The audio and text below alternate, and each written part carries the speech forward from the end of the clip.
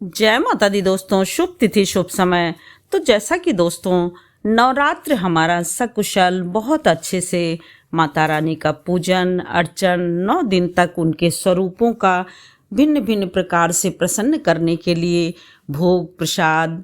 माला धूप दीप सभी तरह से उनको प्रसन्न करने के लिए 9 दिन तक सभी व्रती व्यक्तियों ने पूजन किया। अब माता रानी के विसर्जन यानी माता रानी का कलश जो रखे रहते हैं, कलश में जितनी सामग्री रखी रहती हैं उन सबको हम क्या करें, नारियल का क्या करें या फिर कोई भी चीज़ जो हमने 9 दिन नवरात्र में प्रयोग किया है उसको हमें किस तरह से क्या क्या करना है। तो जैसा कि हमेशा की तरह प्रतिदिन 9 दिन जैसे आप पूजा करते हैं उसी तरह से मंदिर में जाइए, पूजा करिए और पूजा करने के बाद उसी तरह से जैसे आपने पूजा किया है उसी तरह से सारी पूजा करने के बाद सभी वस्तुएं जो कि चैत्र नवरात्रि 2025 कलश विसर्जन शुभ मुहूर्त नारियल का क्या करें, क्योंकि देखिए जब हम कोई भी व्रत या जप तप अनुष्ठान शुरू करते हैं जैसे वैसे ही उसे शुभ मुहूर्त में उसका विसर्जन करते हैं, यानी नियमों का पालन करते हैं, विधि विधान से विसर्जित करते हैं, तभी पूरी तरह से उसका पुण्य प्राप्त होता है। तो सबसे पहले पूजन करने के बाद कलश को दशमी के दिन सुबह सुबह ही उसको थोड़ा सा हिला देते हैं, क्योंकि हिलाने से ही ये हो जाता है कि अब इसको हम विसर्जित कर सकते हैं। तो यह ध्यान रखना है कि कलश को पहले नारियल को प्रेम पूर्वक यानी प्रार्थना करके नारियल को नीचे उतारेंगे। नारियल को नीचे उतारने पर नारियल का देखिए होता क्या है कि किसी के यहाँ अष्टमी के दिन नवमी के दिन जब कन्या पूजन करते हैं या फिर जो है पूजन के बाद कुछ लोग फोड़ देते हैं अष्टमी के बाद, तो फोड़ करके प्रसाद के रूप में दे दीजिए या फिर किसी मंदिर में दे देते हैं, या कभी कभी लोग अपने ही मंदिर में किसी पात्र में रख करके जल प्रतिदिन बदलते हुए उस नारियल को रख देते हैं, तो वह निकल आता है, यानी पेड़ के रूप में एक तरह से पौधे के रूप में निकल जाता है, उसकी पूजा करते हैं। इस प्रकार से आप देखिए कलश या यदि आप पीतल तांबा यह रखे हैं तो कलश को उसको रख लेना होगा, यानी मिट्टी के जिन बर्तनों का प्रयोग आप करते हैं उन बर्तनों को दोबारा बिल्कुल भी प्रयोग नहीं करना है। जैसे कि आप देखिए कलश के अंदर जो सिक्का रखे हैं उसको तो आप अपनी तिजोरी में अंदर रख दीजिए, जिससे कि वर्ष भर आपका धन भंडार सब कुछ भरा रहे, यानी बरकत होती रहे। और बाकी चीज़ें जो रखे हैं लौंग इलायची सुपारी और हल्दी की गांठ कौड़ी कमल गट्टा, तो कौड़ी और कमल गट्टा तो ये तो मंदिर में पूजन के रूप में प्रयोग कर सकते हैं, और लौंग इलायची सुपारी हल्दी यह सब जो है आप अपने खाने के उसमें प्रयोग कर सकते हैं। जौ को भी तिजोरी में रखिए, पर्स में रखिए, और रसोई घर के जो बड़े पात्र हैं उनमें अवश्य रखिए, जिससे कि कभी भी अन्न धन जो है उसकी कमी ना रहे, अर्थात अन्न धन हमेशा खूब आपका बढ़ता रहे। और जौ को घर के सभी सदस्यों को थोड़ा थोड़ा खा भी लेना चाहिए, जिससे कि विभिन्न प्रकार के कष्टों से बीमारियों से मुक्ति मिलती है। इस प्रकार से यदि आपके जौ बच जाते हैं तो गौ माता को खिला दे दीजिए। और बाकी जो सामग्री है मान लीजिए आप उसका प्रयोग नहीं कर सकते हैं तो कोई भी गमले या पात्र में जो भी रखे हुए हैं गमले छोटे छोटे या पेड़ के नीचे आंवले पीपल के नीचे आप उसको दबा सकते हैं या रख सकते हैं। चुनरी जो है अपनी तिजोरी में रख लीजिए या फिर माता रानी के मंदिर में ही अपने मंदिर में ही रहने दीजिए, उसका प्रयोग कर लीजिए। इस प्रकार से जो कलश के मुख पर रक्षा सूत्र बंधा रहता है उसको आप स्वयं बांध लीजिए या फिर जो घर के मुखिया हों उनको बांध दीजिए, तो पूरी घर की रक्षा होती है। तो जैसा कि कलश के जल को सबसे पहले पूरे घर में छिड़काव करिए और खूब अच्छे से छिड़काव करिए कि सभी सदस्यों के ऊपर भी जल की बूंदें पड़ जाए। और यदि जो है आप जल छिड़क रहे हैं तो बस यह ध्यान रखिए मुख्य द्वार तक तो छिड़क आइए, बाकी कभी भी बाथरूम में कलश के जल को नहीं, यानी अपवित्र जगह पर कलश के जल को नहीं डालना चाहिए। कलश के जल को रसोई घर में खूब अच्छे से सब जगह, यानी जहाँ पर अग्नि माता चूल्हा जो जलाते हैं वहाँ से लेकर के बर्तनों पात्रों सभी जगह की, जिससे कि आप रसोई घर से ही देखिए जो भी खाना दाना पानी बनता है वह सभी लोग खाते हैं, तो सभी उससे स्वस्थ रहेंगे और निरोगी रहेंगे। इस प्रकार से बहुत ही यानी ध्यान दे करके कलश विसर्जन पवित्र और शुद्ध व्रती व्यक्ति के 9 दिन का तप रहता है या तो हमें उसी तरह से पवित्र और शुद्ध मन से उसका विसर्जन करना है। इस प्रकार से देखिए, अनजाने में जो गलती हो जाती है उसके लिए तो कहा जाता है कि अनजाने में जो भी होती है वह राम जाने, लेकिन जानबूझ के कोई भी ऐसी गलती नहीं करनी चाहिए। इन सब चीज़ों को यानी 9 दिन के किसी भी सामग्री का जो हमने प्रयोग किया है उसको किसी भी अपवित्र स्थान पर भूल कर भी नहीं डालना चाहिए। अब उसके बाद जो चावल आप आसन के लिए मूर्ति रखते हैं, कलश रखते हैं यानी अष्टदल बनाते हैं और षोडश मातृका बनाते हैं यानी कुछ भी दीपक रखते हैं, तो चावल देखिए ऐसे भी इकट्ठा हो जाता है और पूर्ण पात्र में जो रखते हैं वह भी रहता है। तो पूर्ण पात्र वाला तो और चावल मिला करके दान कर सकते हैं, और जो ये सब चावल है इसको एक आप किसी भी पात्र में रख करके छत पे रख दीजिए, तो चिड़िया इसको खा लेंगी, तो बहुत ही ज़्यादा आपको समझ लीजिए कि लाभ प्राप्त होगा, पूर्ण तरह से लाभ प्राप्त होगा।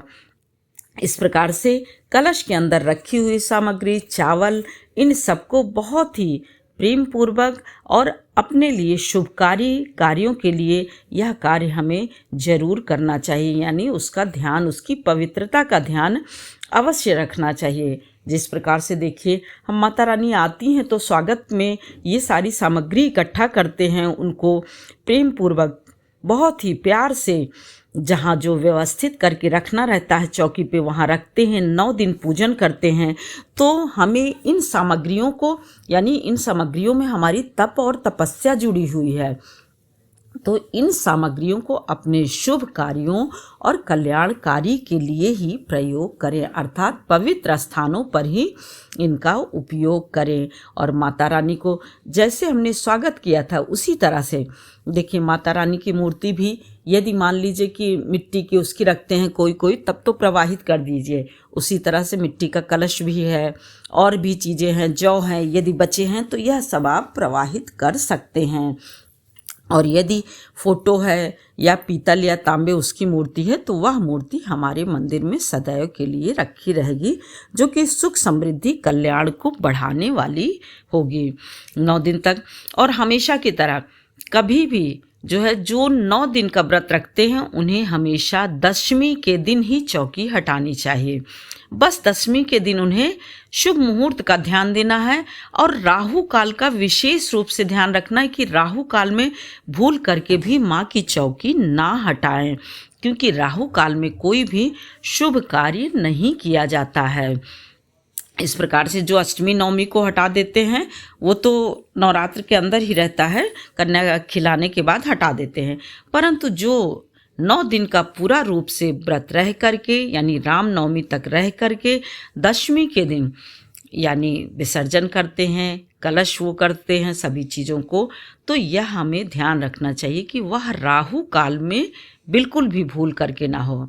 तो इस बार दशमी तिथि 7 अप्रैल दिन सोमवार को सुबह भोर में आप जैसे कि देखिए कोई है शुभ मुहूर्त में नहीं कुछ कर पाते हैं,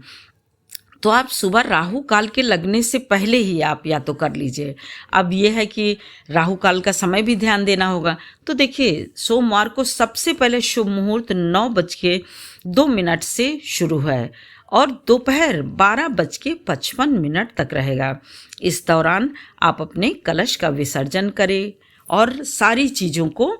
एक तरह से जहाँ जहाँ पवित्र स्थान पे रखना है वहाँ पर व्यवस्थित करके रखें।